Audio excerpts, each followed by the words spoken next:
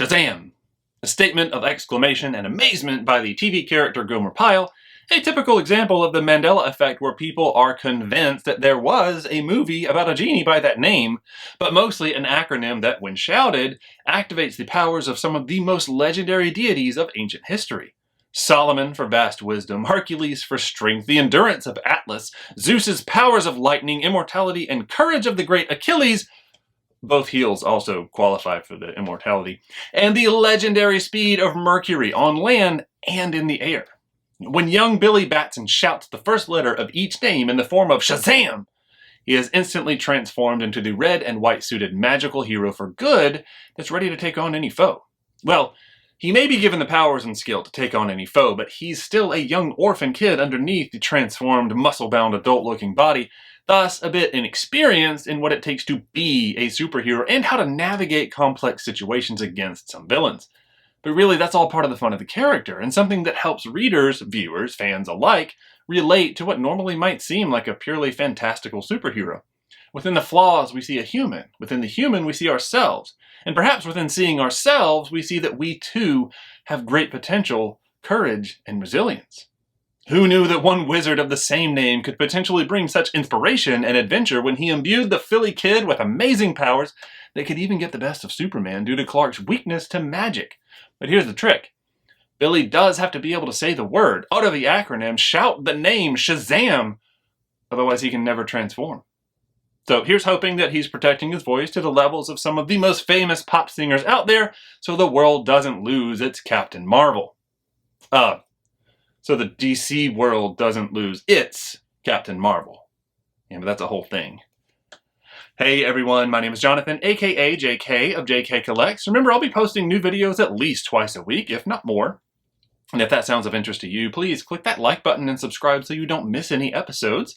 In this episode, we are taking a closer look at the McFarlane Toys 7-inch scale DC Multiverse Walmart exclusive Shazam!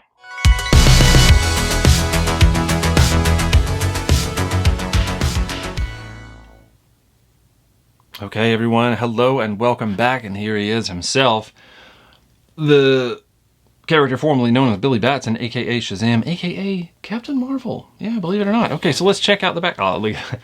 What a fun piece of art back there to represent Shazam, to represent young Billy Batson in an adult body. It's just sitting there eating an apple. I mean, right? So the child stays inside. This child is still there inside this extremely powerful adult that can take on Superman. So that just really shows it there. Yeah, excellent job there. So on the side, as we normally see, Shazam from DC Rebirth, and then Shazam over here.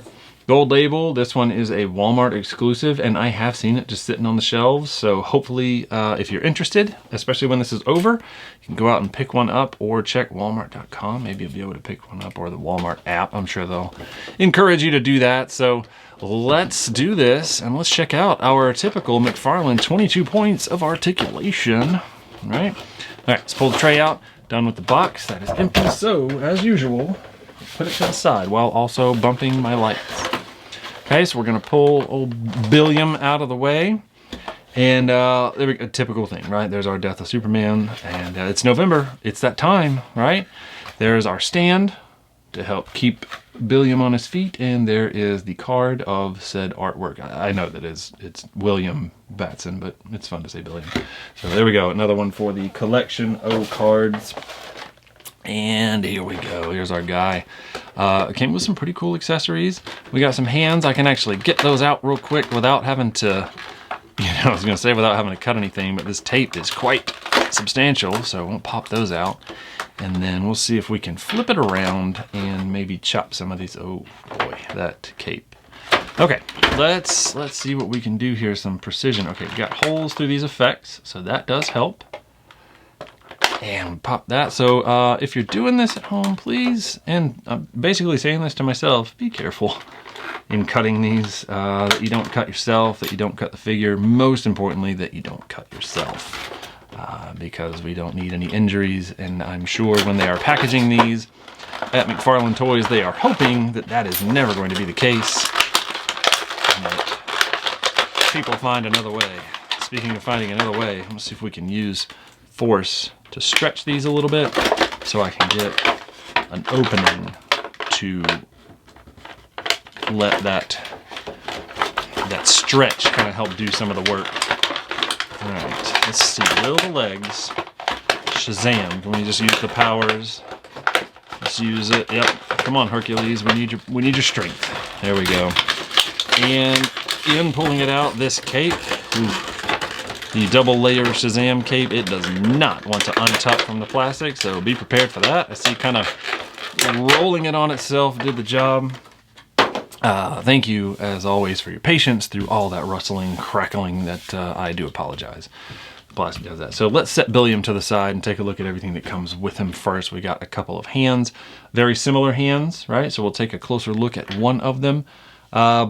Very pale, right? It's a very, who am I to talk about paleness? All right, maybe you know what? It takes one to know one. But there we go, very pale hand. Let me see if I can bring the lights down a little bit so it's not washing it out too horribly. Yeah, so I love that we can just adjust the lights on the go so that we keep things how they need to be properly lit. So there we go. I mean, all in all, it's very subtle and it's difficult to see because of the lightness of the color of the cast. But here on the inside in the palm, you can definitely see the sculpted detail to it, right? So I always appreciate when there's that extra bit to make a hand look very, very realistic, right? So lots of detail in there. So you got those lines. If anybody's a palm reader, please tell me what you saw. Throw it in the comments if there was anything that is of any concern or alarm in my palm. So there we go. And then some nice electricity effects. Looks like they're set to go around the arms. These are great. I love the things like this that are coming with figures, right? It's just that something when you're posing it, it looks like just electricity is flowing through the guy, or the blast effects that come with weapons. I'm very excited. And it's that kind of a translucent bluish aqua plastic to give that impression of lightning. So neat. You don't really need to do anything extra with it, right? It just needs to be that. And that is what it is. And here is Shazam. And there's just something about this color combination that is just so cool. I mean, he's basically like a magical Superman. So obviously I'm inclined to be a fan, but I do like the red, gold, and white coloring of it. It's just so cool. All right, so let's take a closer look. Already, immediately, just looking at it, it looks like a well-done McFarlane Toys character. It's just solid, clean, simple. But let's without me just prattling as always, let's take a closer look at the face. Yeah, pretty neutral face. Squinted eyes are very interesting. Almost looks like a little bit of a, if you look this way, it looks like it's a raised eyebrow, kind of like a smug look. I hate to say it, like with the lips a little thin, and there's like a little bit of a smirk going on there, which is neat, right? A little bit of attitude, and he's looking straight forward. So nice to see that it's not off to the side or giving that good old McFarlane side eye. Neck is not attached to the torso, so it is on its own little ball pivot point, and the head is also on a pivot point attached to the neck. So there is a lot of movement capability. The neck wants to be the thing that moves first. So you kind of have to, if you want to just move the head, you kind of have to hold the neck and then you can move the head. But the neck does want to travel with it. But if it travels too far, it starts to look, a little weird. So kind of trying to keep that centered. And one thing that stands out here, the difference in color. So there's the face effects and paint that are put on there. They do make it kind of stand out a little bit from the neck. It almost looks like some of the times where you see maybe like a newscaster slightly off makeup to pair with the natural skin tone. So it just kind of stands out. You can kind of see it right there. There's a little bit of a yellowish, brownish versus the natural. But it also does fade, and the ear and the back of the head, they do match almost perfectly with the neck. So it really is just the blush and the different colors applied to the face. Okay, I digress on that. Let's take a look at the hair. Good texture on it, brushed straight back, and it's always that jet black color, so kind of hard to really, for me, to do my normal, hey, it'd be great to have a dry brush or a wash in there. So I really can't speak to that. What I can say is the paint on this is very well applied. Eyebrows are very clean. Eyes are also very clean. That tiny bit of black around them to help make them pop. It's just amazing how detailed and how small this stuff can be applied. And the lips look very clean, right? They chose an excellent color for it. All right, so side to side. The neck does all the work if we do a side to side here. So it's a little odd because it does create that gap. Let's see, let's do auto. It does create that gap if we do the side to side. Even if I try and hold the neck, the head still kind of struggles with it and doesn't travel very far. Up and down, not terrible, but again, the neck does create that cavity. And down, it's the neck that's trying to do all the work on this. So the big question is, obviously, if I do this, the neck is going to let it do full exorcist. But what if I hold the neck like I was earlier? Can we accomplish full exorcist with head alone? Oh yeah, we can. It's going to take a lot of effort, but I think we can because we've gotten this far. And by gosh, if we've gotten this far, we can make it the rest of the way. So there we go, full exorcist with or without the neck. So that's good to know. Good flexibility there. The rest of the posability of it's a little challenging because the neck wants to take the load and it just creates that gap in there. So anyway, moving on to the shoulders, we've got a butterfly joint in there that is very clean moving, and it has kind of feels like some detents in there to really help with the posability, like you kind of feel a lot of times with the McFarlane toys. Let's see, we have a lot of musculature in the shoulder and the bicep, tricep upper area, so it does seem like it's got a little bit of a blockage. Let me try this one because there's less cape in the way. So yeah, but we do have full rotation. So there we go. That's what we want to see, right? So even though there is a lot of musculature for Shazam or Captain Marvel, it does still have the capability, even though because the shoulder is very well rounded. So this U of the muscular bicep and tricep can still travel around it. Double pinned elbow, but great for some flexibility. Oof, look at me, trying a little too hard. There we go. Yeah, great flexibility. Flexibility, get it? Yep, you're all weak, everyone.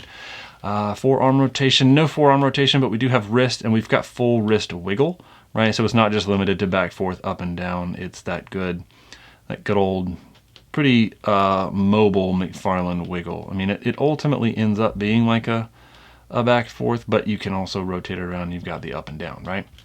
All right, both sides, same thing. Still have that full wiggle in there. Mid-torso or underneath the rib cage, good rotation. Back is pretty good, right? That does curve far back. Forward, not bad. It doesn't really go far from what I would say is just standard posture of forward, right? Which is fine. This is here and it is flexible, so it would bend out of the way if it had that ability, but it also means that it travels and isn't attached to that, so it does not hinder the ability to rotate the figure. Waist, a little bit of waist rotation unless I'm making it up. Sometimes I feel like I'm just forcing the figure to do my will. There is definitely a gap in there, so it definitely has the ability of moving, if you see that. But it's kind of like the, I believe it was Power Ring, that if you rotate it too much, it's going to just really show that gap. If you saw that one in that, the Crime Syndicate, the Starro Build-A-Figure. But here, this is a flexible, granted this does do that tall diaper thing, but the belt is included in it, so it is kind of necessary. That leg hinge that we see with McFarlane, this being flexible, clears it out of the way, so we've got a great Shazam split. So this would be the flexibility of, I'm going to say Achilles was probably pretty flexible. That's what we'll say. This is the flexibility of Achilles. It just wasn't included. No thigh rotation, as you can see. Pinned knees, but double knees, so that does give great flexibility. We can rotate it out a little bit so that he can do the limber up. Ready for a foot race with the Flash or maybe Superman. You know, because he's got the speed of Mercury. And do we have... I don't feel any calf rotation. Don't want to push it. I like that buckle right there. That's very cool. Foot has some up and down, but we do have the bottom of the boot travels up underneath, but it does block it. But that still is pretty good upward flexibility, and then down just ends up kind of being at a 0 point almost. It doesn't really go too far back because it does hit the way that this boot is shaped, but we do still have toe articulation, and he can still break his ankle, right? And same thing on both sides. So there we go with that flexibility. Let's take a closer look at these paint apps. There's not a whole lot on here, right? So a lot of it is already just cast in red plastic, red hard plastic, right? So very solid all the way around. We do have some of the kind of shiny gold plastic, that metallic look. So we've got these gauntlets are cast in that. The boots are cast in that, as you can see, which is nice, right? I do like that because it gives that nice little interesting sheen to it. The belt is painted gold, painted all the way around, not around the edge of it, right? So just on the face and on the top of it, but the bottom edge does not have it. Not a killer, because usually we're not looking at this angle of a figure when it's posed, right? So they at least did the top, so I'm grateful for that. The lightning bolt, very well done, right? So it's like it's maybe cast in the flexible gold plastic, rubbery plastic, and then the white painted over top in a very glossy white and very cleanly done. See, like nothing stands out on that. Looks like I got a little nick right there, just a little flaw in it, but I think that's something that's kind of difficult to avoid. These points where the cape attaches, very well done, well cast, and I like the detail on them. And yeah, so there we go. Let's take a look at this cape. Flexible soft goods, but as you saw, pretty stiff as far as this direction, because it was a little difficult to get tucked and out of the package. But it is that double layer cape with the hood. How cool would it be to have a movable hood? Yeah, so third party creators out there, love to see a nice custom Shazam cape out there with the hood that worked, right, and some wires so we can have it. But I do appreciate the style of this one, and it is well done for what we have right now, until or if somebody does develop one. Okay, so now that we've taken a closer look at this guy, let's see, will he stand with such a heavy cape on his back? I am not entirely optimistic. Let's see if we can throw some weight forward with these fists. I'm gonna kind of cheat for him. You know, he almost wanted to stand leaned that far forward. This one is a bit of a challenge. We may have to give up. You know what? I'm going to give him a little hand here. But there he is, right? There's our Shazam. Not really thrilled about standing on his own. If I let go, he's going to fall. But I will have him standing on his own, hopefully for some 360s. So we will be right back. All right, and here we have it. Our McFarlane Toys Gold Label Walmart exclusive Billy Batson, aka Shazam, or Captain Marvel, if you will. Great figure. Definitely recommend it if you can find it on the shelves. I have seen it sitting multiple times, so hopefully it's still out there. If you're interested, I don't think you'll regret it. I do love the electric effects. I cannot stress that enough. Super cool. I admit it took me a while to figure out what direction to go. There's a flexible bit that pulls up. You can see it wraps around the arm where the fist just sticks through it. So very neat. Highly recommended. Great figure. It did take a while to get him to stand on his own, but there he is doing it. So, yep, I hope you enjoyed it. Thank you. Well, that about does it. Thank you for checking us out and for joining on this collecting journey. As always, look out for a new video each week, if not more. And be sure to subscribe and click that like button. It would really help us out, and it really would mean a lot to me. If you'd like to see some more videos, there are a couple of quick links on your screen right now for you to check out. No matter what, as always, thanks for taking the time, and we are all in this world of collecting together. Let's look out for each other. Thanks.